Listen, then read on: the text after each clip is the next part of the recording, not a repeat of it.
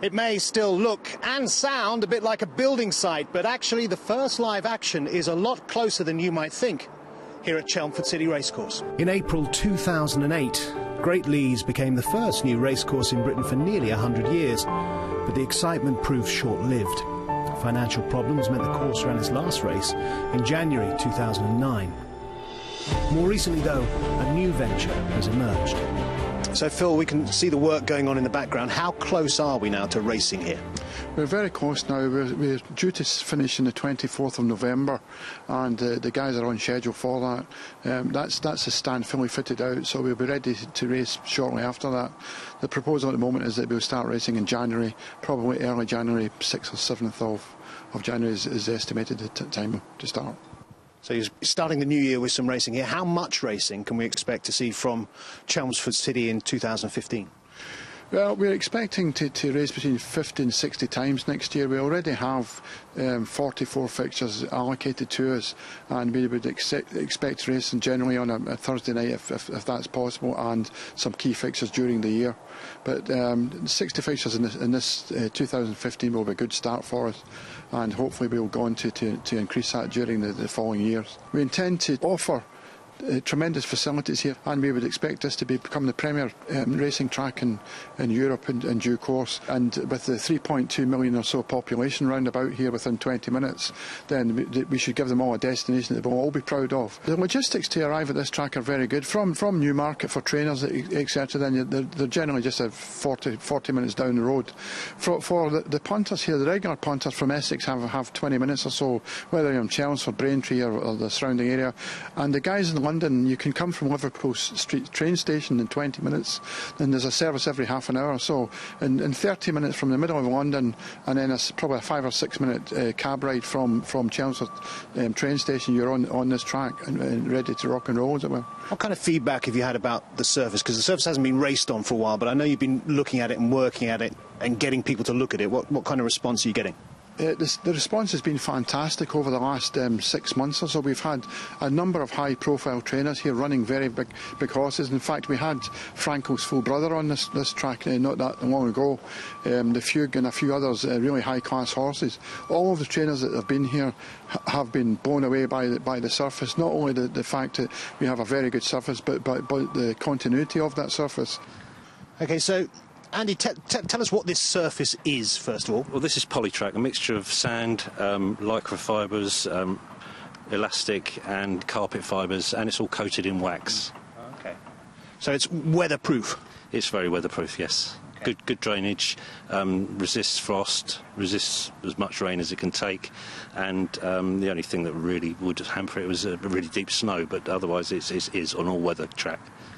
How has it fared in the time that we haven't been racing since 2009 to now? To be honest, it's fared very well indeed, and probably one of the best things is that it's been left alone and not mushed around with mechanical means. So therefore it is in good condition, and it will come back very quickly.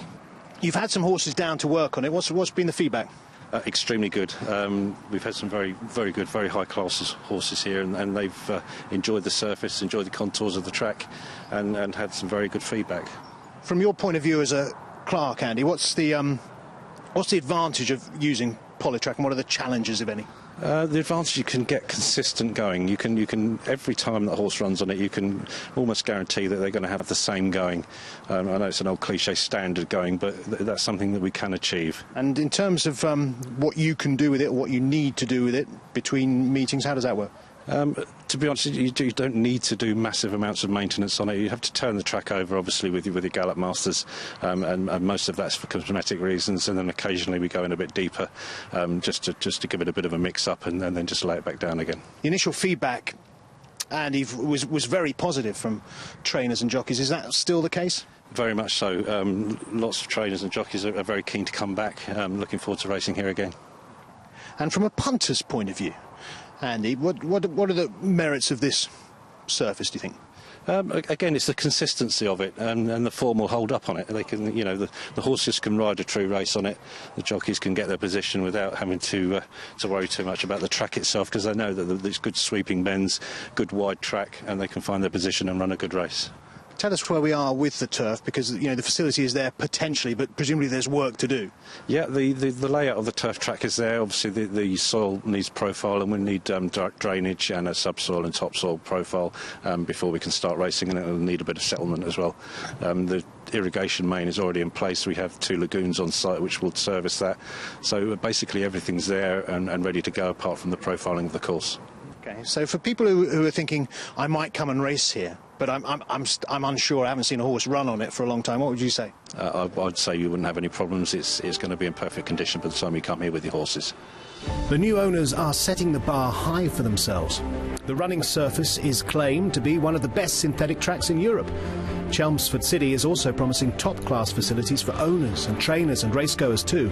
But it's behind the scenes, out of the public eye, that standards can really be measured. Jockeys will enjoy excellent facilities, with women riders having their own sauna, for example. Stable staff will be fed for free in a brand new purpose-built canteen. There are washing and changing facilities for travelling staff too, as well as somewhere to rest and relax.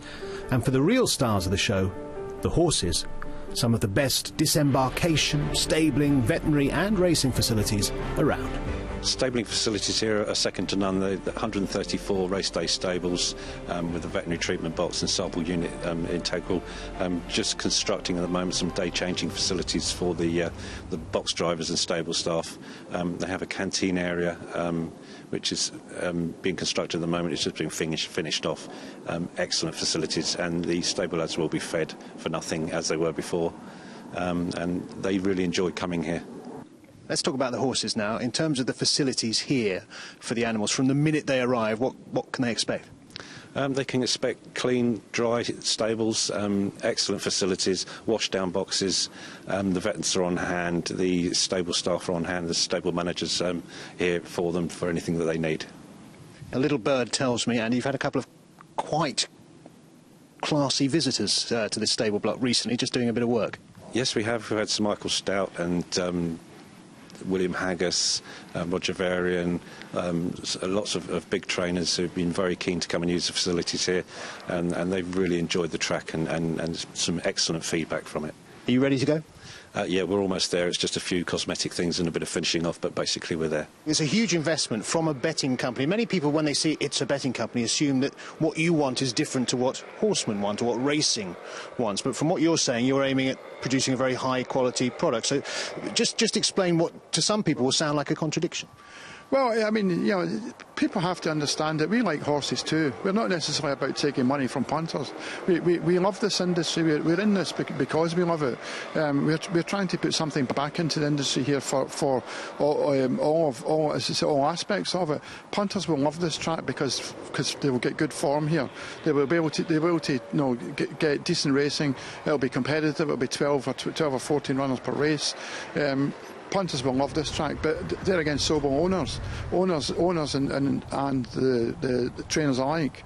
We expect them to come here, want to come here. This should become the all-weather destination of choice. What kind of prize money can people expect here? A normal all-weather track, and generally speaking, is running at the £25,000 to £30,000 mark in prize money. What we are planning here is that each of our race meetings will have minimum prize funds of at least £43,000 to £45,000, and we would expect that to be considerably more in some key events during the year. We believe that in order to get decent horses here, we have to pay decent prize money, and that's what we're proposing to do. I would expect that this track will put 45 million of prize money in next year into the UK horse racing. We're a big company, we're taking $9 billion a year. We're not. Whilst this is not a trivial exercise for us, at the end of the day, this is not our core business. But we're investing in it. We have sufficient investment behind us. We have the brains of a fantastic entrepreneur in Fred Doan. We don't see any way that we're going to fail here. People who know me in this industry, I don't come second, and I don't propose to come second here either. So this will be a A1 facility. Andy, the clerk, will make this track the best it can possibly be, and I have no doubts or hesitation saying we will be number one in the UK, if not beyond the UK too. With the last meeting having taken place here in January 2009, more than 2,000 days will have elapsed by the time we race again. But at long last, The finishing line is in sight.